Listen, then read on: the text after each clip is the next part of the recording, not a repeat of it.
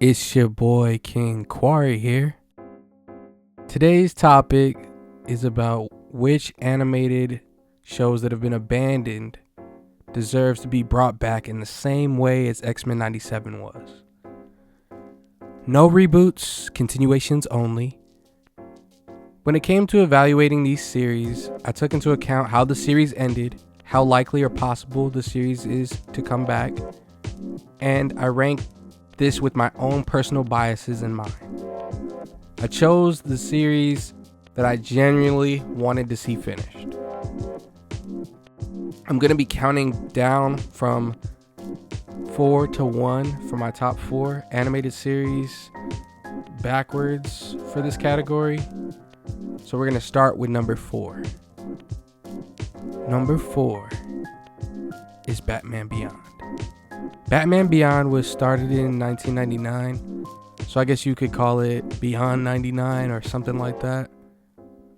It followed a young Terry McGinnis as he ended up taking over as a new Batman, following the decline of Bruce Wayne in his old age. This all took place in the future. We see remnants of the Caped Crusaders' other baddies like the Joker gang, as well as new threats like Ink and Blight.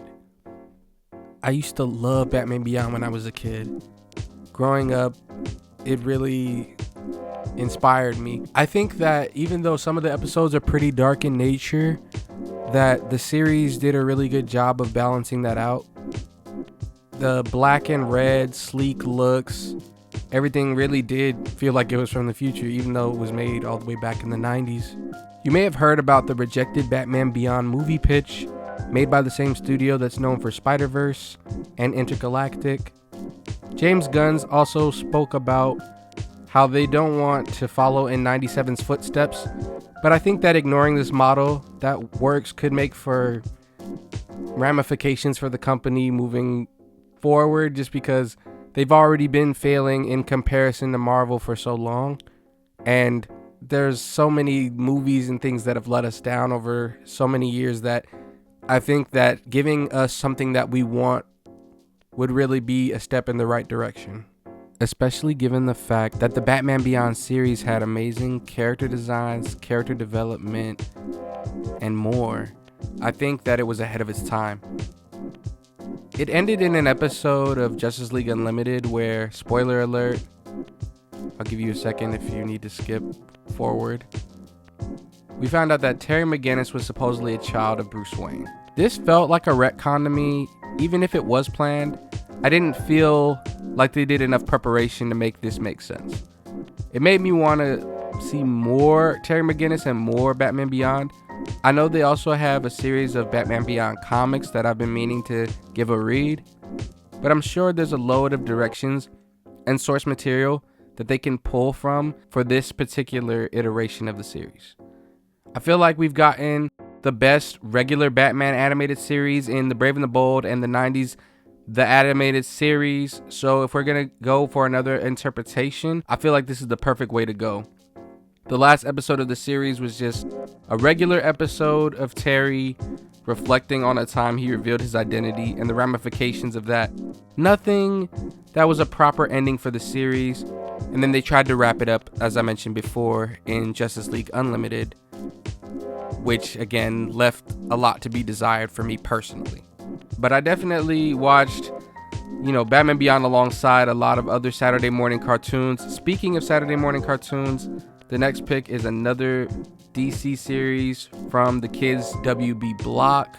We're just going to get into it. But before I get into that, I'm going to give us an honorable mention at the end. So I just wanted to mention that now so that we're not so surprised when I get to it. So without further ado, it's your boy Static Shock. This is pick number 3. Now, since there's a whole black characters with electricity trope, which I mentioned in my issues with black representation video, to me, this truly started with Static because Black Lightning was just okay. At this point, he'd already been replaced with Black Vulcan in Super Friends, but we didn't get a well-written black character with electric powers that was a man, because Storm existed. I mean, outside of Storm, Static had the perfect blend of heroics, black representation, voice acting from legends like Phil Lamar. Also, the series had a lot of great cameos and cool moments. It meant so much to me as a kid to just have someone on the screen that I could relate to who looked like me, and somebody who just wasn't a walking stereotype or just lame, or that had the same look as all the other characters. Like, especially in the 90s, all those characters with flat tops were driving me crazy. I definitely think that Static Shock was like the first good representation we got of a black character with electricity, so I kind of give him a pass. Even though the trope still exists, it was still early when Static hit the scene. When he hit the scene in Milestone was even earlier than that, until DC bought Milestone to then basically shelf them, and that's just a whole nother thing, but that's neither here nor there. The show had amazing writing throughout. The last episode centered around an antidote to the Bang Baby condition, I should say, that gave all the characters their powers. Everyone is losing their powers and abilities throughout this episode. This could have been made for like a perfect ending or wrap up, but ultimately Static and Gear both got their abilities back by getting involved in the villain's plot to get their abilities back. They inhaled some of the Big Bang gas that gives them all their abilities, but in the process, Static's longtime rival Hot Streak and main antagonist Ebon ended up fusing together in like this giant creature that I'm just gonna call Shadow Streak. They defeat Shadow Streak and talk about creating an anti-cure for the Bang Baby condition. They hint that there were others who got exposed to the gas and got their abilities back. So they definitely hinted at the series continuing and more things going on. I think that it would be a really good opportunity for us to then pick back up where we left off and, you know, give this series one last season that gives it a proper wrap up that it deserves for the longtime fans. And yeah, I just think that we deserve this. Honestly, I really do. But again, with James Gunn thinking about, oh, well, I'm not going to do this because I don't want to like make it a thing, because I think what X-Men 97 is doing is unique. And if we were to do that same thing, we would ruin the uniqueness of it. But I'm like, DC and Marvel have been copying each other's for years, so I don't really see what the problem is. But, you know, that's just my thoughts on it. I just want to see Static on the main stage again. We haven't gotten any real good representation of him, except for Young Justice, but that series like went down in such a horrible way. So yeah. Anyways, let's get into the next title. This next title, I don't believe was on Saturday morning cartoons, but it's one of my favorites, one of my favorite animated interpretations of this character ever. And that's going to be number 2 with Spectacular Spider-Man. This incredible animated interpretation of the friendly web slinger and wall crawler is from 2008. We had amazing art and character designs from Sean Galloway, also known as Cheeks, online. He had an amazing art style that really just made all the characters shine. There was such great voice acting and fight scenes all over the series. The storytelling here is A1. Disney's takeover of Marvel is what ruined the series. It wasn't even the ratings or the toy sales, which admittedly are bad capitalistic reasons for ending something like this, you know, when it's this good. But that's usually the typical reasons that we get, or at least that we've gotten in the past for canceled shows. From what I recall, Disney was too worried about the maturity level of the series. They were afraid of how it would harm their brand. Of course, eventually Disney would go on to make their own horror film in Marvel with Doctor Strange and the Multiverse of Madness. Though I know cartoons are often perceived as something for kids, I think that Spider-Man wasn't too mature for audiences, and seeing the series go down the way that it did for Ultimate Spider-Man as a replacement series was just lousy. The last episode wasn't a proper wrap-up or ending. All that happened was we discovered the true identity of the Green Goblin, we had some relationship drama, and we see a darker side of Harry show up. From what I hear, we're supposed to get 5 seasons total by the end of Spectacular Spider-Man, and we were stopped before we could even get halfway. Well, I guess technically it could be like halfway if it would have been 2.5 or whatever, but I'm bad at math. I'm happy that we get a Spider-Verse cameo, but I need more. It definitely wasn't enough to make up for the fact that it was canceled in such a horrendous way. And while Ultimate Spider-Man wasn't that bad, it was no Spectacular Spider-Man. So yeah, it really let me down. Now for number 1. This one, I know a lot of people feel the same way I feel about this, but it just has to be my number 1 for a reason. But before I get to that, I'm going to mention my honorable mention here.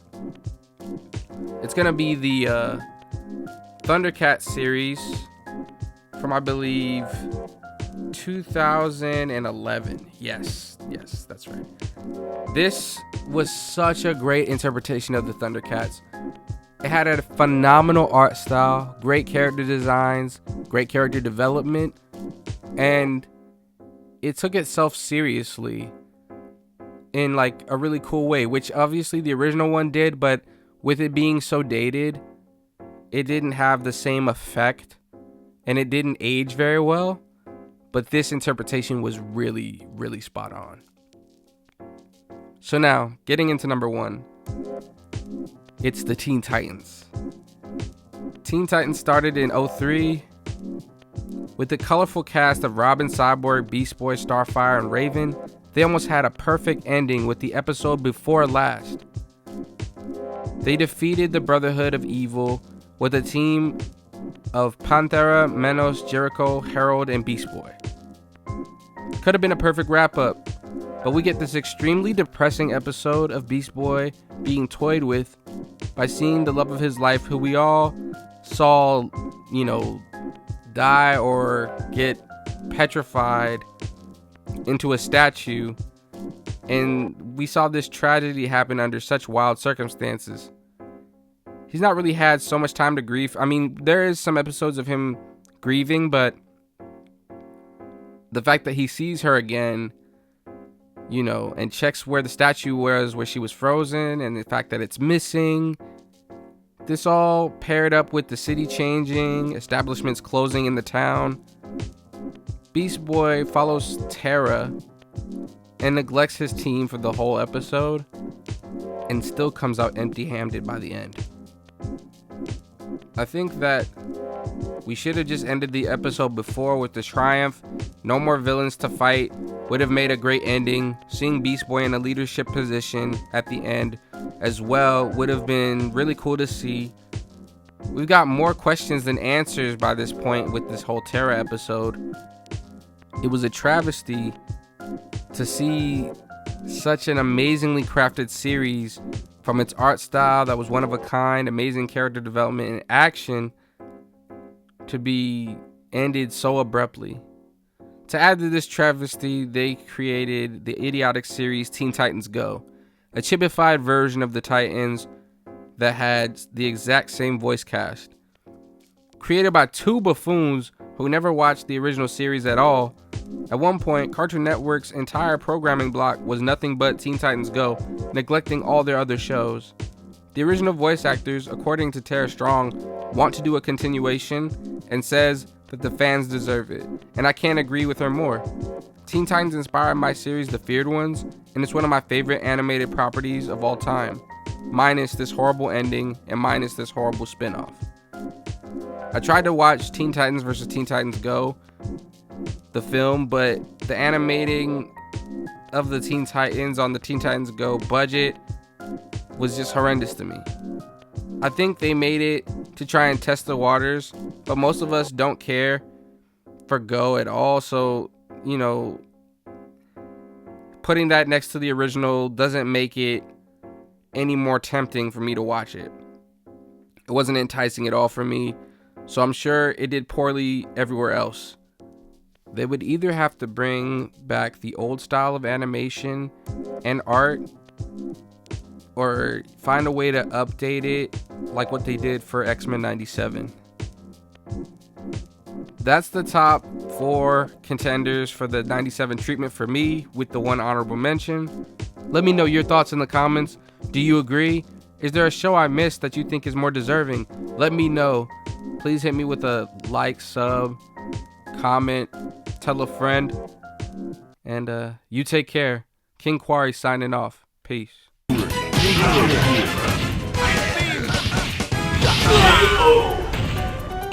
You lose. Oh man, I almost had a heart attack there. You lose. Don't you want a rematch?